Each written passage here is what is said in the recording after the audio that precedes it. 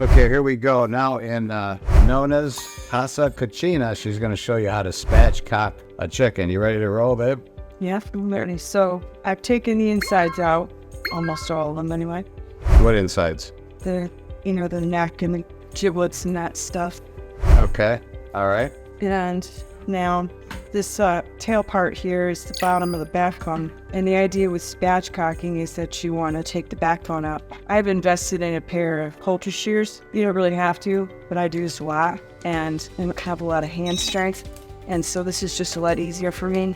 But you could do this with a chef's knife if you wanted to. See, you can see that spinal column. You're scooping right alongside of it. Now, while you're cutting that, can I ask you a question? What's the advantage of spatchcocking? Well, you get a more even cook because you've taken some of the bone out, but you've left a lot of the bone in.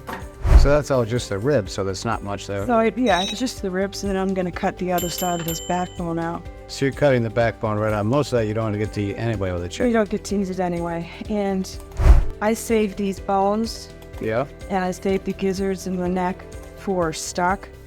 I throw them in a bag in the freezer, along with whatever onions are starting to sprout, garlic that might be sprouting, the insides of the celery that nobody eats, that kind of stuff. So you're saying you make And stock? that's my stock. That's your stock.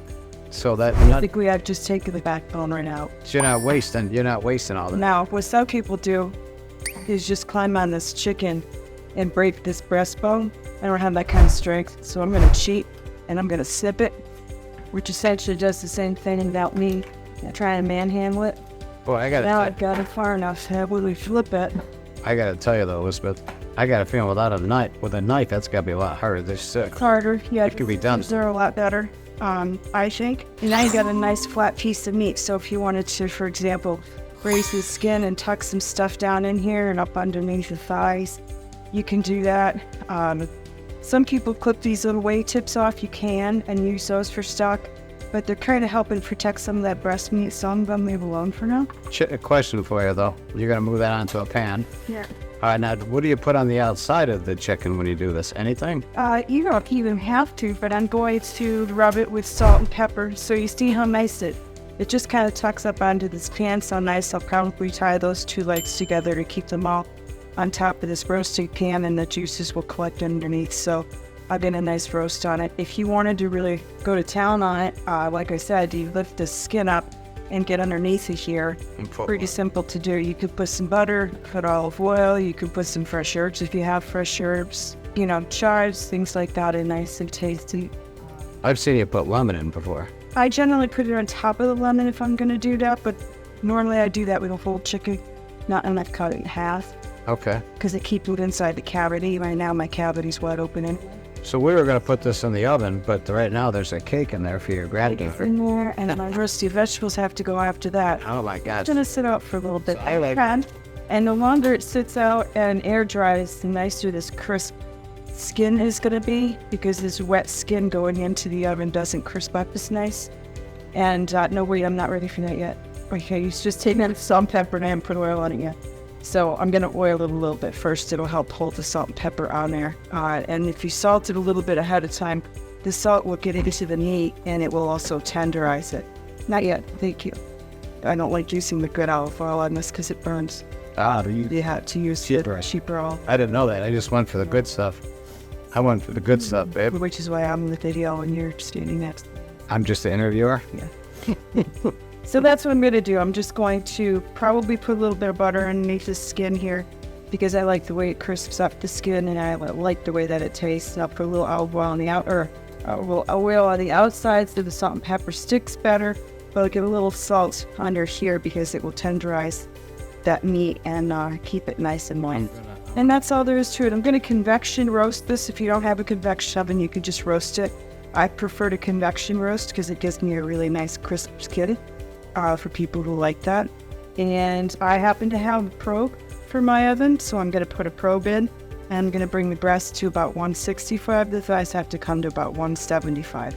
If you didn't have a probe, I recommend the Wi-Fi meter, MEATER, is a thermometer probe that's oven stable. You can put it right in the oven. It doesn't have a wire on it. So those are a couple of options for you. Make sure that your meat comes to the right temperature. Can I have you show us how much salt and pepper you put in it and oil? If you want to shut that off while I wash my hands. Oh my goodness, yes, we got chicken on our hands. Here goes my finger. Okay, here we go now. Elizabeth's gonna actually put some seasoning on here.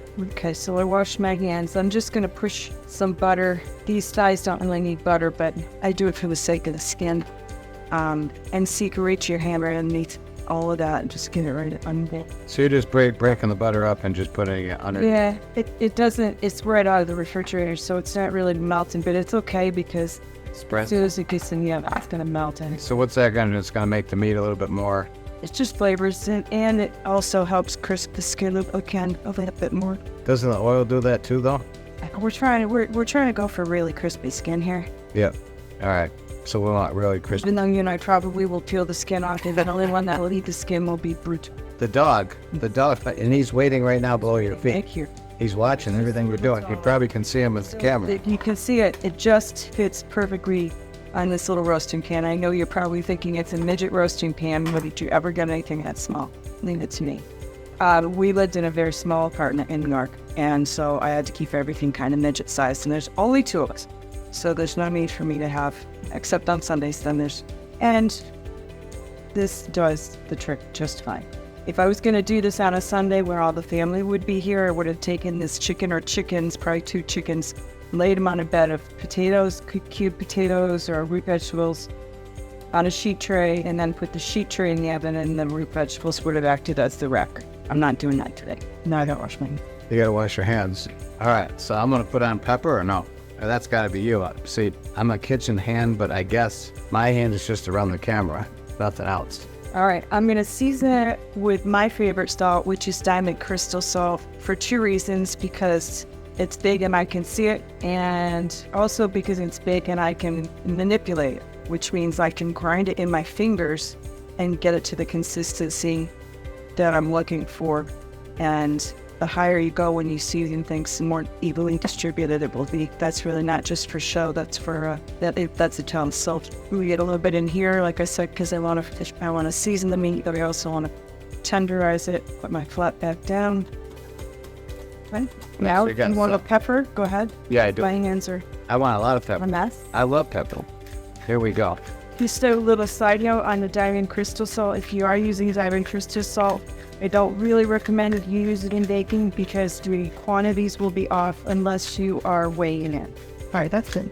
You sure? Yeah. I told you I like pepper. Well, then pepper yours. So if you're going to use diamond crystal salt in baking, you want to weigh it because the volume on it is different from table salt. You can see actually if you my table salt for measuring for baking, and this is my diamond crystal salt. So you can see the difference in the coarseness of it, which will affect how much, when you're measuring by volume, the difference will become very evident. This is 4 times the size. Very good. So now Now we're ready for the oven. put the oven's not open, is it?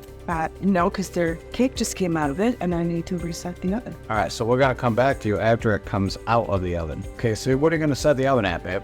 Well, I'm going to actually roasting, so If convection roasted, she's washing her hands again so that we don't contaminate everybody and make our grandchildren sick. So you're saying 400 convection oven. Now what if they don't have a convection oven? I already told them. Oh my gosh, she said she already told you, but tell me again because I didn't hear you. Just bake it or roast it. You don't have to have a fancy schmancy convection oven, but I just bought her this induction stove, and it's got a convection oven, dehydrator, proofer? Yeah. Yeah, so I'm the hero. It costs a little bit, but induction stovetop cooking is amazing. So anyway, this is going in. We'll be back after it comes out to show you just how amazing it is. Any other thing you want to tell them? Okay, here we go. Pretty soon, bon appetito. We're back, and doesn't that chicken look beautiful? Go ahead, babe. Tell them what's going on here. So the chicken came to 165 degrees. You can see the probe thermometer that I have here. This one is part of my oven. If you don't have one though, the one that I've used for a few years now, and the one I'm using on my outside grill, is this one. It's a meter, like I said before, MEATER. It's a Wi-Fi meter that probe that does not require a wire.